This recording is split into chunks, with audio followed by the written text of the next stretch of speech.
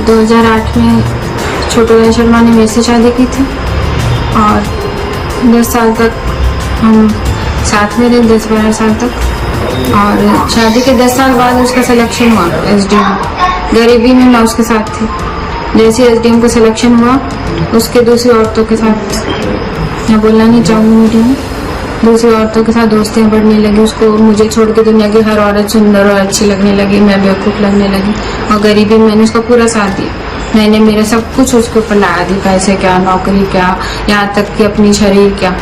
बच्चे भी मैंने पाले अकेले, हमसे उसने कभी कोई सहायता नहीं करी। और अब जैसे ही एसडीएम बन गया उसका पैसे ऐसे ही दिमाग खराब था और मेरे साथ मारपीट बढ़ती गई। मैंने कहा भाई बच्चे बड़े हो जाएंगे अपने आप सुधर जाएगा, लेकिन वो नहीं सुधरा। बच्चों को भी मारने लगा। बच्चे जैसे बड़े होते गए बच्चों के साथ मारपीट करने लगा, तो वो मेरे साथ नहीं हुआ।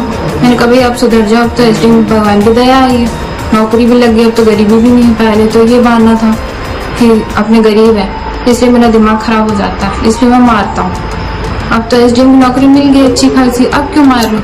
या अब इसलिए मार रहा हूँ क्योंकि तो बूढ़ी हो गई। अब गैर औरतें आने लगी घर पे, फोटो चैट्स मैंने देखा छुप छुप के। बाथरूम में भी आधी रात तक 2 बजे तक, रात को 2:30 बजे तक बातें होती थी। मैं मना करती तो मेरे साथ मारपीट होती थी, बहुत मारता था। ये पेट्रोल पंप वाले को एक थप्पड़, मुझे तो रोज 10 थप्पड़ मारता था इतनी जोर जोर से। सिलेक्शन नहीं रह रही, मैं तो घर बसाना चाहती थी। बच्चों का मुझे तो फ्यूचर ध्यान है, बच्चों का बाप कौन है? वही है। तो मैंने तो साइन किया पहले भी, अभी भी साइन नहीं किया। उसकी नीयत बिगड़ गई अचानक, उसको कोई औरत पसंद आ गई। उसने कहा मैं तो उसको लाऊंगा, तो मेरे सामने रहेगी तो भी लाऊंगा। मेरी तो हालत खराब, मेरी तो आंखें सूख गई रो रो के। तलाक का नोटिस, भाई तलाक किस बात का? मैं क्यों दूं तलाक को? मैं तलाक दे के जाऊंगी कहाँ? ना मेरे पास नौकरी, ना मेरे पास कोई, बच्चों को लेके कहाँ जाऊंगी? तो मकान वालों के मुझे तो किराए के लाले पड़ गए। वहाँ पानी लाइट का बहुत खर्चा होता है, तो फिर वो मैंने खाली करके मैं यहाँ आ गई।